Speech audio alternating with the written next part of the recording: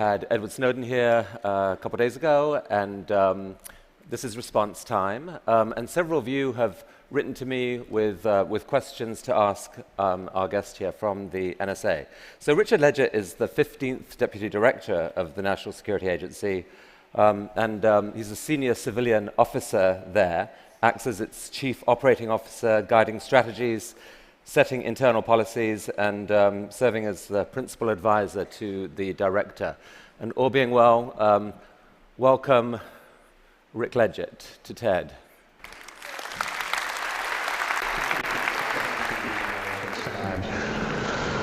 I'm really thankful for the opportunity to talk to folks here. I look forward to the conversation. So thanks for arranging for that.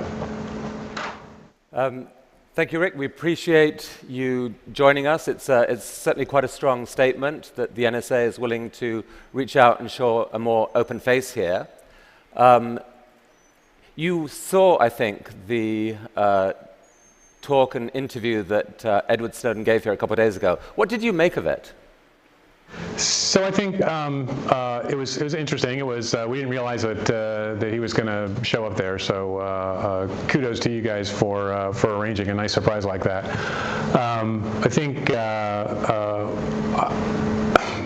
I think that, like a lot of the things that have come out since Mr. Snowden started disclosing classified information, there were some kernels of truth in there, but a lot of extrapolations and half-truths in there, and I'm interested in helping to address those. I think this is a really important conversation that we're having in the United States and internationally, and I think it is important and of import, and so given that, we need to have that be a fact-based conversation, and we want to help make that happen.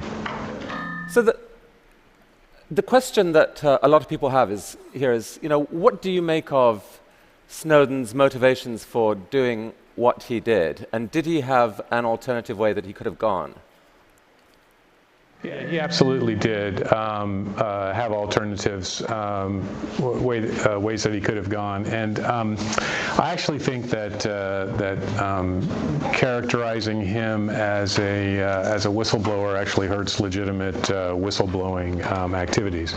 So what if somebody who works in NSA, and there are over 35,000 people who do. They're all great citizens. They're just like your husband's fathers, sisters, brothers, neighbors, nephews, friends and relatives, all of whom are interested in doing the right thing for their country and for our allies internationally. And so there are a variety of venues to address if folks have a concern. First off, there's their supervisor, and up through the supervisory chain within their organization.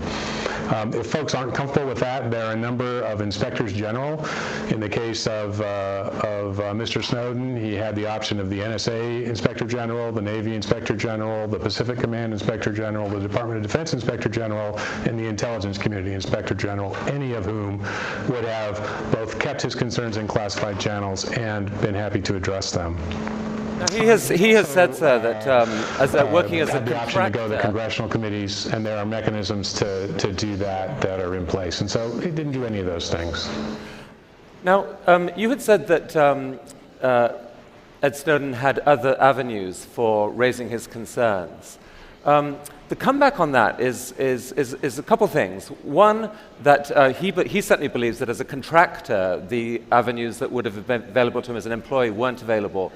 Two, that there's a track record of other whistleblowers like Andrew Drake, being treated pretty harshly by some views. And thirdly, what he was taking on was not one specific kind of flaw that he'd discovered, but programs that had been approved by all three branches of government.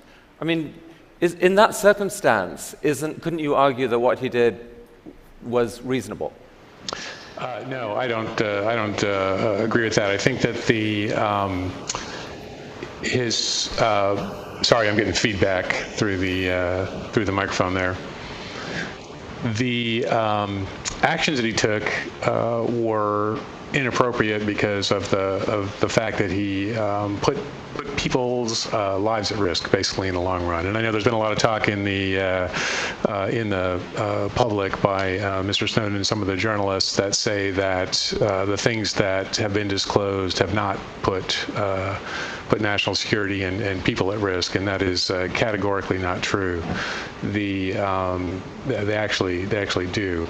And I think there's also an amazing arrogance to the idea that he knows better than the framers of the Constitution and how the government should be designed and work for separation of powers, and the fact that the executive and the judicial, or the executive and the legislative branch have to work together, and they have checks and balances on each other, and then the judicial branch, which oversees the entire process. I think that's extremely arrogant on his part.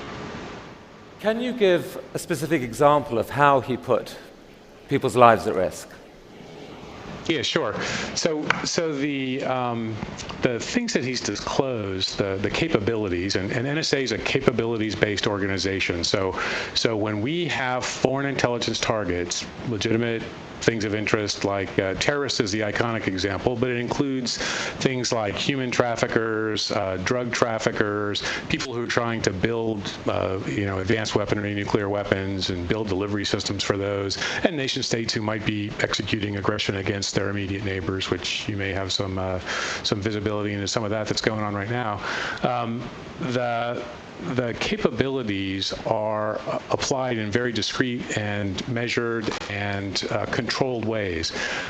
So the unconstrained disclosure of those capabilities means that as adversaries see them and recognize, hey, I might be vulnerable to this, they move away from that.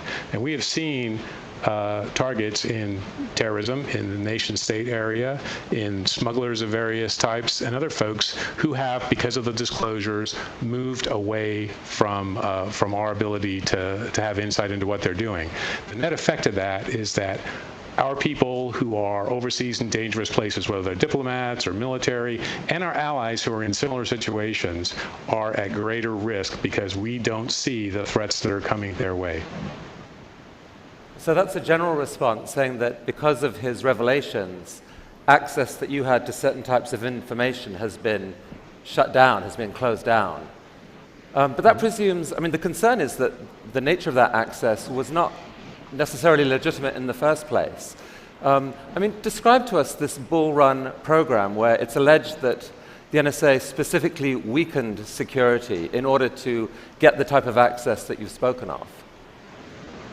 So there are, when our legitimate foreign intelligence targets of the type that I described before use the global telecommunication system as their communications methodology, and they do because it's a great system. It's the most complex system ever devised by man, and it is a wonder. And lots of folks in the room there are responsible for the creation and enhancement of that, and it's just a wonderful wonderful thing.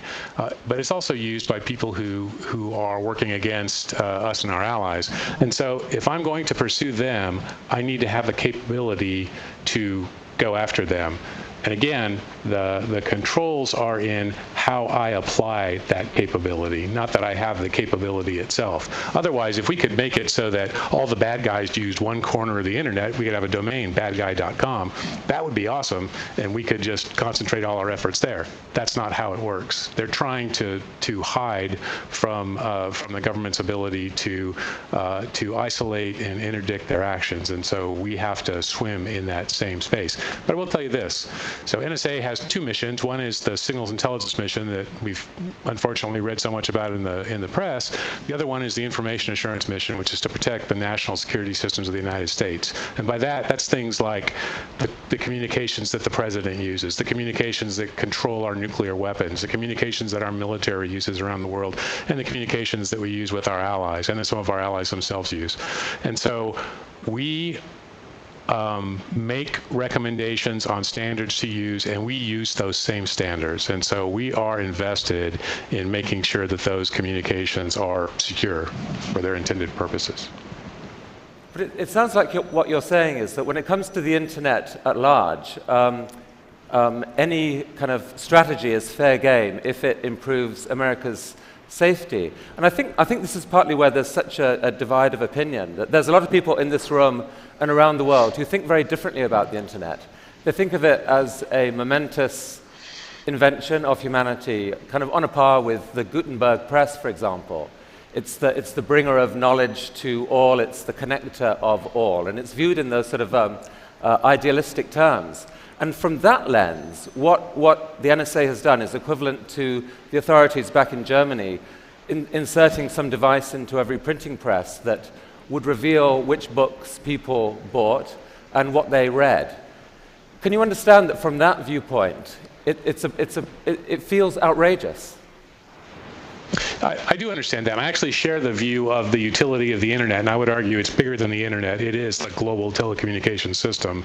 The internet is a big chunk of that, but there is a lot more. And I think that that people have legitimate concerns about the balance between transparency and secrecy. That's sort of been couched as a balance between security and between privacy and national security. I don't think that's the right framing. I think it really is transparency and secrecy. And so that's the national and international conversation that we're having, and we want to participate in that. We want people to participate in an informed way. So there are things, let me talk about that just a little bit more.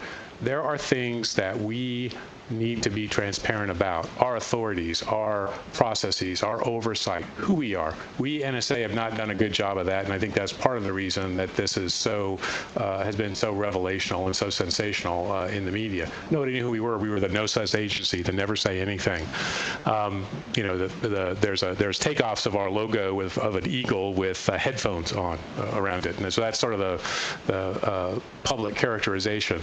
And so we need to be more transparent about those things. What we don't need to be transparent about, because it's bad for the U.S., it's bad for all those other countries that we work with, and that we help provide information that helps them secure themselves and their people. It's bad to expose operations and capabilities in a way that allows the people that we're all working against, the generally recognized bad guys, to counter those. But isn't it also bad to deal a kind of body blow to the American companies that have essentially given the world most of the internet services that matter? It is. It's really the companies are in a tough position, as are we, because the companies, we compel them to provide information, just like every other nation in the world does. Every industrialized nation in the world has a lawful intercept program where they are requiring companies to provide them with information that they need for their security, and the companies that are involved have complied with those programs in the same way that they have to do when they're operating in Russia or the UK or China or India or France, any country you choose to name. And so the fact that these revelations have been sort of broadly characterized as you can't trust company A because your privacy is suspect with them is actually only accurate in the sense that it's accurate with every other company in the world that deals with any of those countries in the world. And so it's being picked up by people as a marketing advantage, and it's being marketed that way by several countries, including in some of our allied countries, where they are saying, hey, you can't trust the US, but you can trust our telecom company because we're safe. And they're actually using that to counter the very large technological edge that US companies have in areas like the cloud and internet-based technologies. You're sitting there with the American flag, and the American Constitution guarantees freedom from unreasonable search and seizure. How do you characterize the American citizens' right to privacy? Is there such a right? Yeah, of course there is. I think that and we devote an inordinate amount of time and pressure, inordinate and appropriate, actually, I should say, amount of time and effort in order to ensure that we protect that privacy, and beyond that, the privacy of citizens around the world. It's not just Americans. several things come into play here. First, we're all on the same network. My communications, I'm a user of a particular internet email service that is the #1 email service of choice by terrorists around the world, #1. And so I'm there right beside them in email space, in the internet. And so we need to be able to pick that apart and find the information that's relevant. In doing so, we're going to necessarily encounter Americans and innocent foreign citizens who are just going about their business. And so we have procedures in place that shreds that out, that says, okay, when you find that, not if you find it, when you find it, because you're certain to find it, here's how you protect that. These are called minimization procedures. They're approved by the Attorney General and constitutionally based.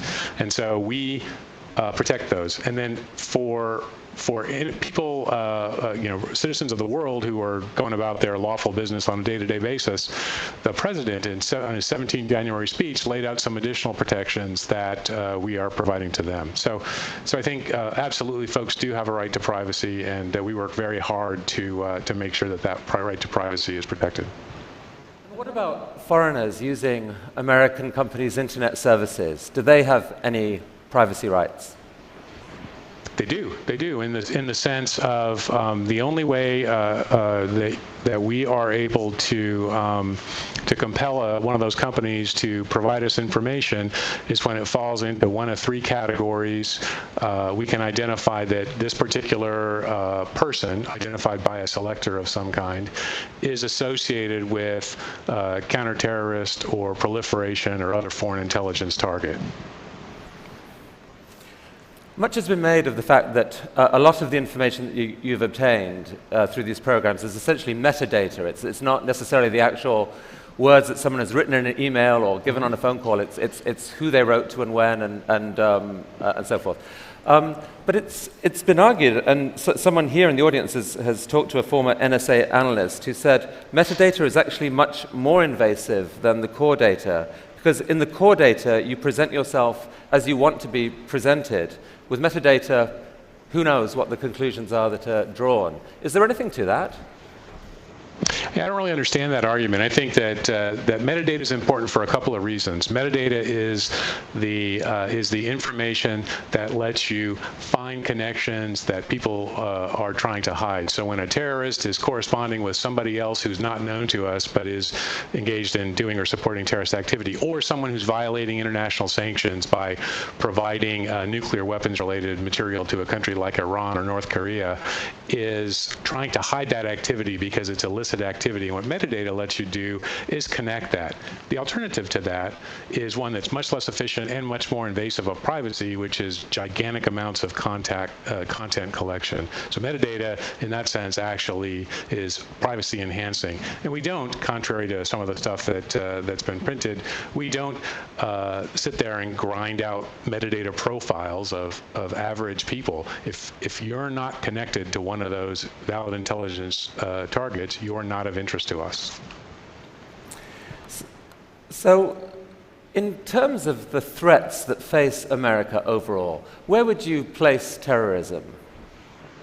I think terrorism is still #1. I think that we've never been in a time where there are more places where things are going badly and forming the petri dish in which terrorists take advantage of the lack of governance. An old boss of mine, Tom Fargo, Admiral Fargo, used to describe it as arcs of instability, and so you have a lot of those arcs of instability in the world right now. Places like Syria, where there's a civil war going on and you have massive numbers, thousands and thousands of foreign fighters who are coming into Syria to learn how to be terrorists and practice that activity. And lots of those people are Westerners who hold passports to European countries, or in some cases the United States. And so they are basically learning how to do jihad and have expressed intent to go out and do that later on in their home own countries. You've got places like Iraq, which is suffering from a high level of sectarian violence, again, a breeding ground for terrorism. And you have the activity in the Horn of Africa and in the Sahel area of Africa. Again, lots of weak governance, which forms a breeding ground for terrorist activity. So I think it's very serious. I think it's number one. I think number two is cyber threat. I think cyber is a threat in three ways. One way, and probably the most common way that people have heard about it, is through the theft of intellectual property. So basically, foreign countries going in, stealing companies' secrets, and then providing that information to state-owned enterprises or companies connected to the government to help them leapfrog technology or to gain business intelligence that's then used to win contracts overseas. That is a hugely costly set of activities that's going on right now. Several nation-states are doing it. Second is the denial of service attacks. You're probably aware that there's been a spate of those directed against the U.S. financial sector since 2012. Again, that's a nation state who's executing those attacks, and they're doing that as a semi-anonymous way of reprisal. And the last one is destructive attacks, and those are the ones that concern me the most. Those are on the rise. You had the attack against Saudi Aramco in 2012, August of 2012, took down about 35,000 of their computers with a wiper-style virus. You had a follow-on a week later to a Qatari company. You had March of 2013, you had a South Korean attack that was attributed in the press to North Korea that took out thousands of computers. Those are on the rise, and we see people expressing interest in those capabilities and a desire to employ them. Okay, so a couple things here, because this is really the core of this almost. I mean, first of all, a lot of people who look at risk and look at the numbers don't understand this belief that terrorism is still the number one threat. You know, apart from September 11, I think the numbers are that in the last 30 or 40 years, about 500 Americans have died from terrorism, mostly from homegrown terrorists. The chance in the last few years of being killed by terrorism is far less than the chance of being killed by lightning. And I guess you would say that a single nuclear incident or bioterrorism act or something like that would change those numbers. Would that be the point of view? Well, I'd say two things. One is the reason that there hasn't been a major attack in the United States since 9/11, that is not an accident. That's a lot of hard work that we have done, that other folks in the intelligence community have done, that the military has done, and that our allies around the globe have done. You've heard the numbers about the tip of the iceberg in terms of numbers of terrorist attacks that NSA programs contributed to stopping was 54. 25 of those in Europe, and of those 25, 18 of them occurred in 3 countries, some of which are our allies, and some of which are beating the heck out of us over the NSA programs, by the way. So that's not an accident that those things happen. That's hard work. That's us finding intelligence on terrorist activities and interdicting them in one way or another through law enforcement, through cooperative activities with other countries, and sometimes through military action. The other thing I would say is that your idea of nuclear or chem bio threat is not at all far-fetched, and in fact there are a number of groups who have for several years expressed interest and desire in obtaining those capabilities and work towards that. It's also been said that of those 54 alleged incidents, that as few as 0 of them were actually anything to do with these controversial programs that Mr. Snowden revealed. That it was basically through other forms of intelligence that you're looking for a needle in a haystack, and the effect of these programs, these controversial programs, is just to add hay to the stack, not to really find the needle. The needle was found by other methods. Isn't there something to that? No, that's actually, there are 2 programs that are typically implicated in that discussion. One is the Section 215 program, the U.S. telephony metadata program, and the other one is it's popularly called the PRISM program. It's actually Section 702 of the FISA Amendment Act. But the 215 program is only relevant to threats that are directed against the United States, and there have been a dozen threats where that was implicated. Now, what you'll see people say publicly is there's no but-for case, and so there's no case where but for that, the threat would have happened. But that actually indicates a lack of understanding of how terrorist investigations actually work. If you think about on television, you watch a murder mystery. What do you start with? You start with a body, and then they work their way from there to solve the crime. We're actually starting well before that, hopefully before there are any bodies, and we're trying to build the case for who the people are, what they're trying to do, and that involves massive amounts of information. Think of it as a mosaic, and it's hard to say that any one piece of a mosaic was necessary to building the mosaic, but to build the complete picture, you need to have all the pieces of information. On the other, the non-U.S. related threats out of those 54, the other 41 of them, or 42 of them, the PRISM program was hugely relevant to that, and in fact was material in contributing to stopping those attacks. Snowden said 2 days ago that terrorism has always been, in what is called in the intelligence world, a cover for action. That it's something that, because it evokes such a powerful emotional response in people, it allows the initiation of these programs to achieve powers that an organization like yours couldn't otherwise have. Is there any internal debate about that? Yeah, I mean, we debate these things all the time, and there is discussion that goes on at in the executive branch and within NSA itself and the intelligence community about what's right, what's proportionate, what's the correct thing to do. And it's important to note that the programs that we're talking about were all authorized by 2 different presidents, 2 different political parties, by Congress twice, and by federal judges 16 different times. And so it's not this is not NSA running off and doing its own things. This is a legitimate activity of the United States foreign government that was agreed to by all the branches of the United States government, and President Madison would have been proud. And yet, when congressmen discovered what was actually being done with that authorization, many of them were completely shocked. Or do you think that is not a legitimate reaction, that it's only because it's now come out publicly that they really knew exactly what you were doing with the powers they had granted you? So I think Congress is a big body. There's 535 of them. And they change out frequently. In the case of the House, every 2 years. And I think that NSA provided all the relevant information to our oversight committees, and then the dissemination of that information by the oversight committees throughout Congress is something that they manage. I think I would say that Congress members had the opportunity to make themselves aware, and in fact, a significant number of them, the ones who are assigned oversight responsibility, did have visibility to that. And you've actually had the chairs of those committees say that in public. Now, you mentioned the threat of cyber attacks, and I don't think anyone in this room would disagree that that is a huge concern. But do you accept that there's a trade-off between offensive and defensive strategies, and that it's possible that the very measures taken to, quote, weaken encryption and allow yourself to find the bad guys might also open the door to forms of cyber attack?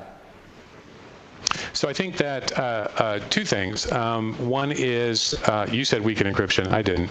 And the other one is that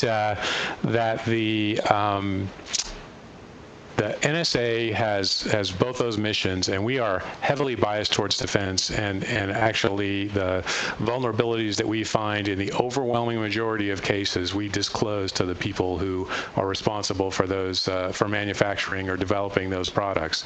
We have a great track record of that, and we're actually working on a proposal right now to be transparent and to publish transparency reports in the same way that the internet companies are being allowed to publish transparency reports for them. We want to be more transparent about that. So again, we eat our own dog food. We use the standards. We use the products that we recommend, and so it's in our interest to keep our communications protected in the same way that other people's need to be. Edward Snowden, when after his talk, was wandering the halls here in the bot. And I heard him say to a couple of people, they asked him about what he thought of the NSA overall, and he was very complimentary about the people who work with you. He said that it's a really impassioned group of employees who are seeking to do the right thing, and that they're being the problems have come from just some badly conceived policies. He came over certainly very reasonably and calmly. He didn't come over like a crazy man. Would you accept that at least, even if you disagree with how he did it, that he has opened a debate that matters? So I think that the discussion is an important one to have. I do not like the way that he did it. I think there were a number of other ways that he could have done that would have not endangered our people and the people of other nations through losing visibility into what our adversaries are doing. But I do think it's an important conversation. I mean, it's been reported that there's almost a difference of opinion with you and your colleagues over any scenario in which he might be offered an amnesty deal. I think your boss, General Keith Alexander, has said that would be a terrible example for others. You can't negotiate with someone who's broken the law in that way. But you've been quoted as saying that if Snowden could prove that he was surrendering all undisclosed documents, that a deal maybe should be considered. Do you still think that? Yeah, so actually, this is my favorite thing about that 60 Minutes interview was all the misquotes that came from that. What I actually said in response to a question about, would you entertain any discussions of, mitigating, action against Snowden, I said, yeah, it's worth a conversation.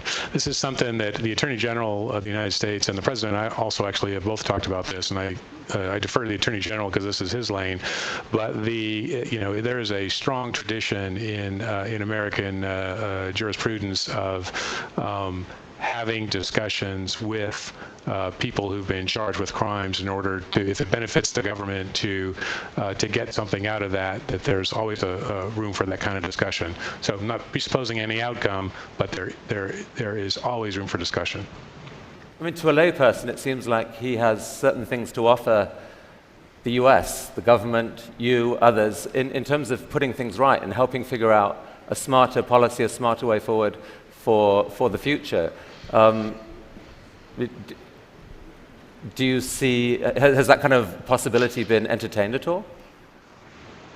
So that's out of my lane. That's not an NSA thing. That would be a Department of Justice sort of discussion. So I'll defer to them. Rick, when Ed Snowden ended his talk, I offered him the chance to share an idea we're spreading. What would be your idea we're spreading for this group?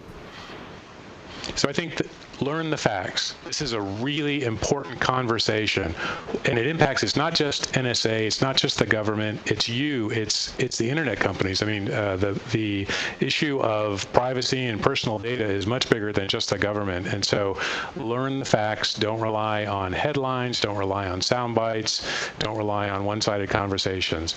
So that's the idea, I think, worth spreading. We have a sign in our a badge tab. We wear badges at work with lanyards, and if I can make a plug, my badge lanyard at work says Dallas Cowboys. Go Dallas.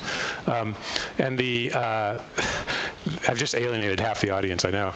So the lanyard that our people who work in the organization that does our cryptanalytic work have a tab that says, look at the data. So that's the idea worth spreading. Look at the data.